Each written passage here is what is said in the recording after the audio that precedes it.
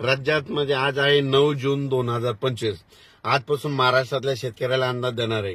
राज्यात सांगायचं झालं तर तुम्हाला सांगतो, मी देखील आज माझी 9 तारखेला आज मी पेरणी चालू केली. कारण की तिथं ना इतका पाऊस पडलेला आहे, गुडघे इतकी ओले. पण त्या ठिकाणी आज जर नाही पेरणी केली, पाऊस पडल्याच्या नंतर तिथं पेरताच येत नाही. म्हणून वगळीची रानं आम्ही आजपासून पेरायला सुरुवात केली. राज्यातल्या सर्व शेतकऱ्याला सांगू इच्छितो की राज्यामध्ये आज 9 जून 10 आणि 11च्या दरम्यान राज्यामध्ये म्हणजे दक्षिण महाराष्ट्राकडे पाऊस पडणार आहे. म्हणून हा अंदाज लक्षात घ्यायचा.